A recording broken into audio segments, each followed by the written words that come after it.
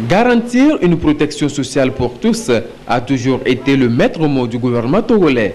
À cela s'ajoute son souci permanent de mettre en place une mutuelle de santé au profit des agents publics, dont la première phase du processus a consisté en une étude de préfaisabilité réalisée en mars dernier. L'atelier nous permettra de dégager avec les acteurs les grandes orientations pour une mutuelle de santé des agents publics.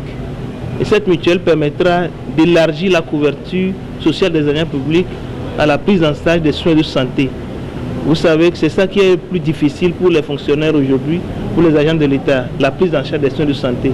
Et c'est justement pour cela que le gouvernement a initié ce processus d'extension de la politique sociale et de mise en place de la mutuelle de santé des agents publics, qui est considérée comme la porte d'entrée vers une assurance maladie pour tous les travailleurs. Le ministre du Travail, de l'Emploi et de la Sécurité sociale a insisté sur les efforts du gouvernement afin d'étendre la sécurité sociale à tous. La protection sociale, vous en doutez certainement, est primordiale pour le bien-être des travailleurs, de leur famille et de la collectivité tout entière.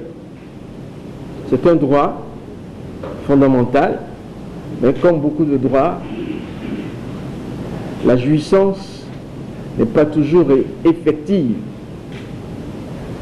Et parce qu'il faut remplir un certain nombre de conditions qui ne sont pas toujours au rendez-vous. Mais nous devons prendre conscience que la protection sociale concourt à la cohésion sociale et à la paix, ainsi qu'à l'insertion. Cette nécessité de la protection sociale a pourtant été dûment prise en compte par le gouvernement et avant déjà par notre Constitution. Et c'est vrai que en prenant les organismes qui s'occupent de la protection sociale au Togo, ceux qui sont couverts sont très peu nombreux. On a parlé de moins de 10%. Les chiffres varient, certains situent cela même à moins de 5%.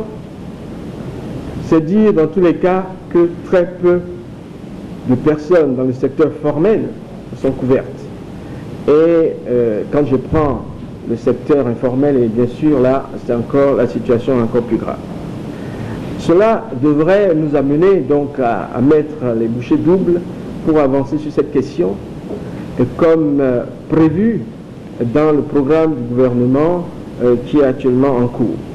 Cet atelier qui va durer 2 jours connaîtra la participation des services publics, du patronat et experts du BIT.